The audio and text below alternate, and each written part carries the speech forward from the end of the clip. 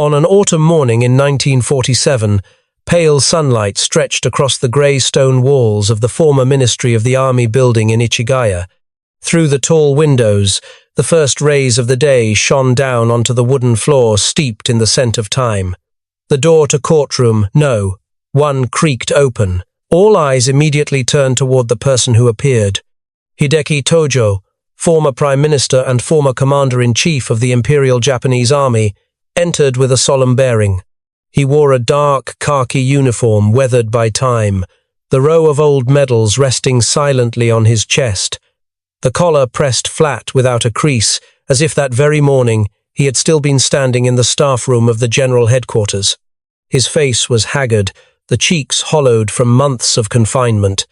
Behind his round glasses, narrow eyes glinted with resilience. Beneath the motionless expression, a current stirred, silent, deep, and forceful. In front of him sat 11 judges, representing 11 allied nations, those acting in the name of international justice to weigh right and wrong in a war that had now receded into the past. Among them were delegates from the United States, Britain, the Soviet Union, China, India, Australia, Canada, France, the Netherlands, New Zealand, and the Philippines. At the center sat Sir William Webb, the Australian judge, with a gaze sharp and penetrating. To his right was John Patrick Higgins, the American representative of a country that had changed the course of human history with a single explosion. On the left, I.M. Zarianov of the Soviet Union sat with a composed expression, as if carved from Siberian stone. Further down, Radhabinod Pal of India sat solemnly, his eyes both analytical and contemplative. The room fell silent. On the defendant's stand, Tojo stood upright, his gaze steady on each person in the chamber. Beneath the high-vaulted ceiling, within that dignified setting, he appeared neither as a head of state nor as a military strategist. Before him stood the law. Behind him, history. No chance rose from the outside. No rank insignia remained on his shoulders. No supreme authority lay in his hands. Surrounded by so many gazes, only one figure remained, a man facing the past of his own making, and a final chance to defend the one he had served with unwavering loyalty. Emperor Hirohito. That image, a lone, aging general standing silently before the tribunal, did not emerge overnight. The path that led him there began in the autumn of 1945, when Japan collapsed and the wheels of justice began to turn. In September 1945, the Empire of Japan surrendered unconditionally to the Allied forces. Just 1 week later, General Douglas MacArthur, Supreme Commander of the Allied occupation forces, issued orders for the arrest of top war crime suspects, including former Prime Minister Hideki Tōjō. Tojo, known as the Razor for his sharp and decisive nature, understood that he would become the focal point of the Tokyo War Crimes Tribunal, also known as the International Military Tribunal for the Far East, established by 11 allied nations to prosecute Japan's wartime leaders. Rather than face humiliation in court, Tojo attempted to take his own life. On the 11th of September 1945, as American military police stormed his residence, he suddenly drew a pistol and shot himself in the chest. The bullet pierced below the heart but failed to kill him. American military doctors worked diligently to save his life so that he could stand trial. The failed suicide attempt shocked the Japanese public, particularly because it came from a man who had once ordered his soldiers never to be taken alive, but to die without shame for the empire. Many viewed his belated act as cowardice and believed Tojo should have lived to face justice with dignity.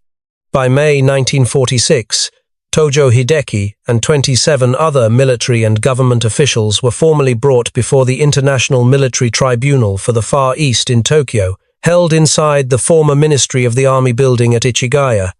The Tokyo trials lasted from the 3rd of May 1946 to the 12th of November 1948, encompassing 818 sessions, 419 witnesses, and more than 4,000 pieces of evidence.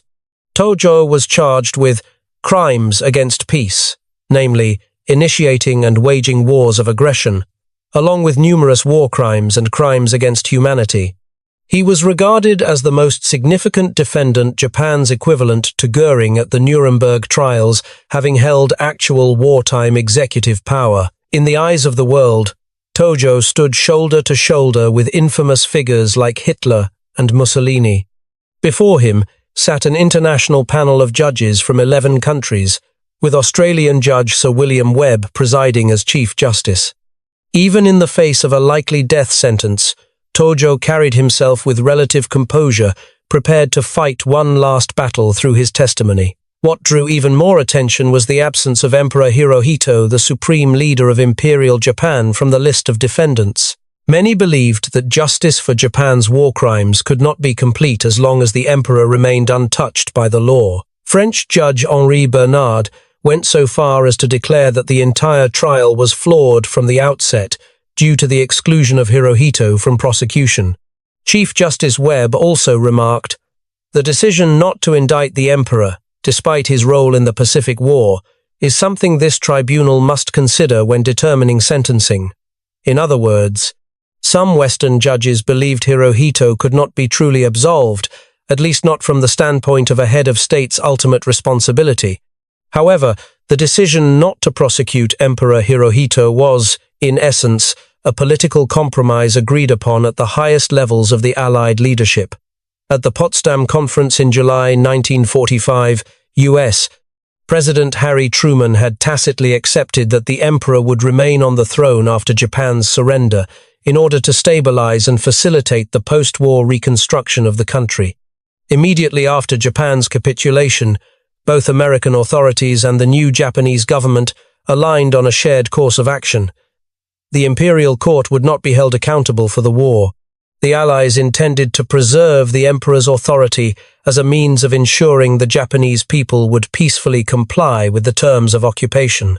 General Douglas MacArthur and his advisors believed that putting Hirohito on trial or removing him from the throne could spark widespread unrest, potentially requiring the deployment of up to 1 million Allied troops to maintain control. MacArthur himself later recalled telling Washington that no fewer than 1 million soldiers would be needed if they laid a finger on the emperor, warning that such a move would likely ignite a guerrilla resistance across the country. In Japanese culture, Hirohito was regarded as a living, divine sovereign, the earthly manifestation of heaven itself, so subjecting him to trial would have gravely offended the spiritual beliefs of the population. Keeping the emperor on the throne, even in a purely symbolic role, was seen by the Americans as a useful instrument for transforming Japan into a democratic state without plunging society into chaos. Thus, despite desires from the Soviet Union and Britain to bring Hirohito to trial, it was the American position that prevailed. No charges were filed against the emperor. He was not even required to testify. Any statements that could potentially implicate the imperial family were strictly censored. Japanese media were also prohibited from criticizing or discussing the emperor's wartime responsibility. This situation placed defendants like Hideki Tōjō in a unique position, who would bear the ultimate responsibility for the war if the divine emperor was shielded from blame. The implicit answer was clear. Tōjō and the military and political leaders beneath him would carry that burden in full. And it seemed that Tōjō himself, a man of unwavering loyalty to the throne, accepted that role as a sacrificial figure without hesitation. Tōjō was a man who, throughout his life, revered the emperor as the very embodiment of the nation. He adhered strictly to the belief that the emperor was a living god and acted with unwavering loyalty to the kokutai, the national polity of Japan. For Tōjō, preserving the honor of the emperor and the imperial institution outweighed even the value of his own life. That context explains why, throughout the preparation and proceedings of the trial, he made it clear that he would take full responsibility and deliberately steer clear of implicating the emperor in any way. In late 1947, during a hearing that drew intense international media attention, Hideki Tōjō took the witness stand at the International Military Tribunal for the Far East, a courtroom that once served as the command hall of the Japanese Army Ministry, now transformed into a stage of post-war justice. The room was closed and still, white light pouring in from the tall windows above. The faces of the judges were motionless, as if carved from stone. No one moved. The entire chamber seemed to hold its breath as the central figure of the trial, the man who once held Japan's war strategy in his hands, prepared to speak. Tojo Hideki, now stripped of his general's rank and prime ministerial authority, stood on the witness stand as an aging man. His face was hollow from 2 years of confinement, but his eyes remained sharp as steel. As he surveyed the courtroom, observers saw no fear, no remorse. Instead, his gaze conveyed something else, an unyielding resolve, even tinged with defiance. Then he spoke, "I firmly believe, and will continue to believe, to the end that the recent war was a war of self-defense, a lawful war, absolutely not in violation of international law." His voice was not loud, yet every word rang out clearly, cold and firm like the click of a rifle bolt. This was not an admission of guilt, nor was it a plea for forgiveness. It was the final political declaration of a man who once stood at the pinnacle of power, now choosing to confront history with logic, not repentance. Tojo did not shy away. In a self-defense statement that lasted for hours, he firmly argued that Japan had not launched a war of aggression, but rather responded to mounting economic and military pressure from the West, particularly from the United States. He said, "We were cut off from oil, surrounded, pushed to the very brink of national survival. When there were no other options left, war became the final means to defend ourselves." In doing so, he constructed a rationale, imbued with the language of legitimate self-defense, a line of reasoning that many defendants at Nuremberg had also invoked. Notably, Tojo did not deny Japan's actions. The attack on Pearl Harbor, the occupation of Manchuria, the expansion into Indochina, or the establishment of the Greater East Asia co-prosperity sphere. Rather than deny, he justified them. To him, these were acts of strategic necessity, Japan's attempt to escape an unjust international order imposed by the West, in which Japan was always kept in a subordinate position. This argument was not new, but Tojo's manner of delivery stirred something in the courtroom. He was not apologizing, he was engaging in debate. The effect was polarizing. Some Western journalists described him as unflinchingly cold, drawing comparisons to Hermann Göring, the second-ranking Nazi defendant at Nuremberg. Meanwhile, the Chinese press reacted with outrage. People's Daily labeled Tojo an arrogant figure who dared to sit in an international court and justify himself as though he were right, as though the deaths of millions across Asia were nothing more than a necessary response. Their anger deepened upon learning that Tojo had been allowed to read his lengthy written defense in full, a move they described as blatant, indulgence by the Americans toward Japanese wartime aggression. But that was only the beginning. The true climax unfolded when Tojo unexpectedly touched the forbidden subject Emperor Hirohito. From the very outset of the trial, all sides, prosecution, defense, and the court administration deliberately avoided any direct reference to the emperor's role. This wasn't simply out of reverence for the monarchy. It was a political choice, an unspoken agreement. The emperor would remain untouched, preserved as a symbol for post-war Japan, in exchange for the people's full cooperation with the occupying forces. General MacArthur understood clearly that if the emperor were tried, the entire Japanese nation could descend into chaos. Yet during an intense cross-examination by Chief Prosecutor Joseph Keenan, as pressure mounted to clarify how decisions to go to war were made, Tojo slipped. He uttered something he likely had intended to keep to himself. No subject of Japan would dare to go against the will of the emperor. That sentence landed like a bomb in the courtroom. No one interrupted, but the air changed instantly. The temperature seemed to drop. In that moment, Tojo was no longer simply answering a question. He had cracked open a door that the entire trial had been built to keep shut. The true role of Emperor Hirohito in the machinery of war.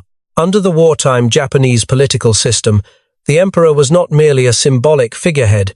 He was the one who formally approved all major decisions. Legally, every imperial edict, every declaration of war, every law was enacted in the emperor's name.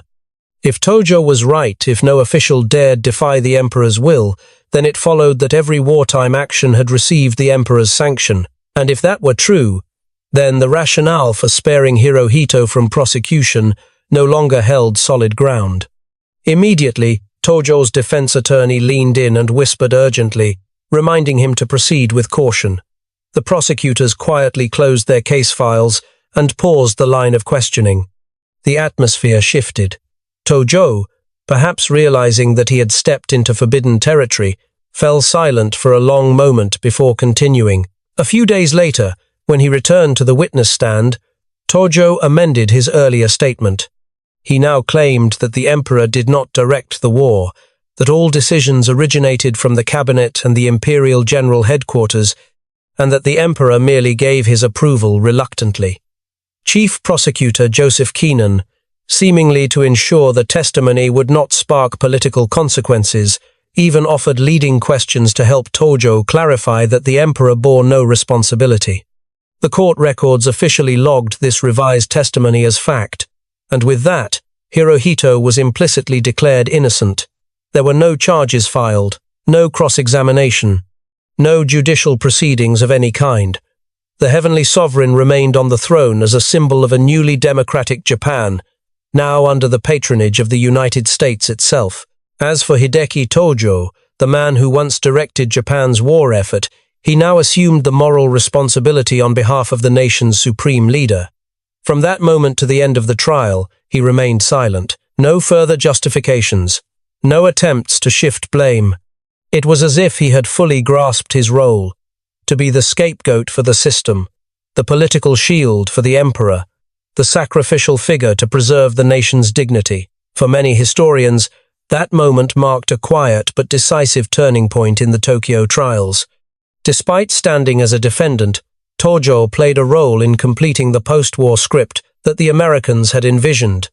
Punishment that would be sufficient to serve as a deterrent, yet not so far-reaching as to dismantle the old order, an order now being repurposed to rebuild the new Japan. Tojo's conduct at the tribunal reflected a deep tension between Japan's traditional culture of absolute loyalty to the emperor and the modern legal demand for personal accountability. On one hand, Tojo remained the quintessential samurai. He would rather accept full blame himself than allow a single word of reproach toward the emperor. From the outset of the trial, Tojo had declared that I must bear full responsibility for the war is only natural and, of course, I am prepared to do so.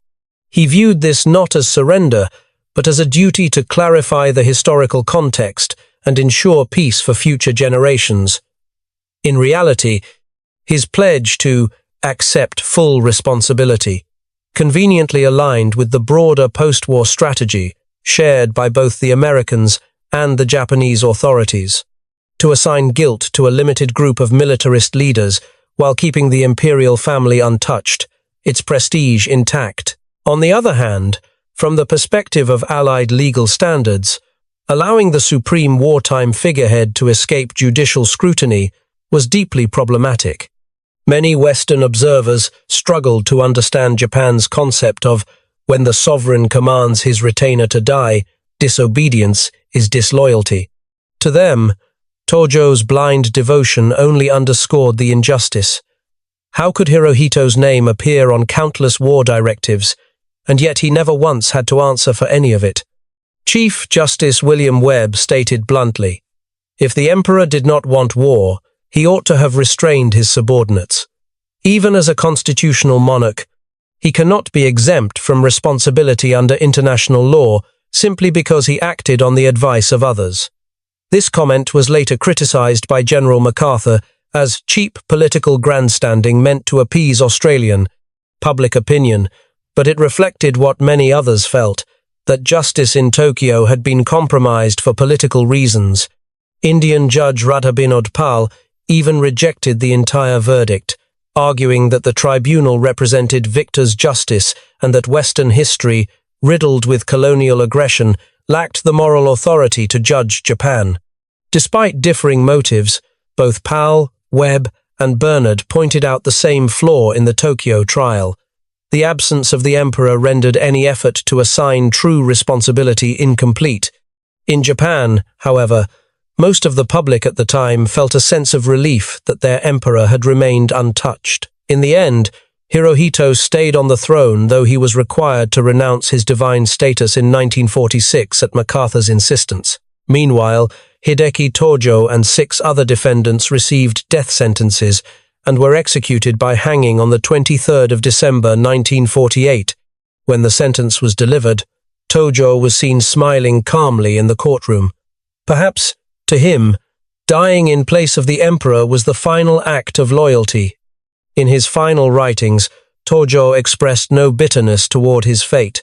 On the contrary, he voiced his wish to take all the blame upon himself and gave thanks to heaven and earth that the emperor had been kept safe. His devotion, even unto death, would later earn him a measure of sympathy from part of the Japanese public. They saw in him a man who had sacrificed himself out of duty and unwavering loyalty to the emperor. Over time, this sentiment helped partially rehabilitate Tojo's image in Japan's national memory. The Tokyo Tribunal concluded with a death sentence for Hideki Tōjō, but the controversy surrounding it would endure for decades. Emperor Hirohito was never required to answer for his role in the war. He continued to reign for another 40 years until his death in 1989, which marked the beginning of the Heisei era. Many historians today believe that sparing Hirohito from accountability was the price MacArthur accepted in exchange for maintaining post-war stability in Japan. Indeed, the emperor's steadfast cooperation played a crucial role in enabling the success of the American-led occupation and reconstruction of Japan. As MacArthur himself once acknowledged, Hirohito's support was instrumental to the success of the occupation. Japan quickly transformed into a democratic, peaceful nation and emerged as a close American ally during the Cold War. However, the shadow of the Tokyo trial continues to weigh heavily on Japan's political culture. Many Japanese nationalists later regarded the tribunal as a humiliation and sought to overturn the Tokyo narrative, either by denying war crimes or by honoring figures like Tojo at the Yasukuni Shrine. They argued that placing all blame on a small group of traitors like Tojo was unjust, as the emperor and the entire nation were also victims of what they saw as a fabricated trial imposed by the West. In contrast, Japan's Asian neighbors remain resentful, as many truths, such as the Nanjing massacre and the system of comfort women, were not thoroughly examined during the Tokyo trial due to political constraints. Thus, the legacy of the tribunal has both shaped historical consciousness and fueled ongoing controversy in Japan's relations with the world. Returning to the story of Hideki Tōjō, the final image of him is that of an aging soldier bowing his head before the court, preserving the dignity of a military man. He defended the emperor with all his loyalty and honor, willingly accepting the role of a historical criminal so that his sovereign could endure. Tojo's story is a personal tragedy intertwined with national tragedy. It lays bare the conflict between loyal patriotism and modern justice, between historical truth and political myth. Though the fairness of the Tokyo trial may be debated endlessly, the image of Tojo standing alone at the defendant's dock, bearing the burden of an entire war, is a stark embodiment of the Lord-Retainer spirit in wartime Japanese culture. And that is how Hideki Tōjō chose to end his life, by using his own death to defend and preserve the honor of the emperor.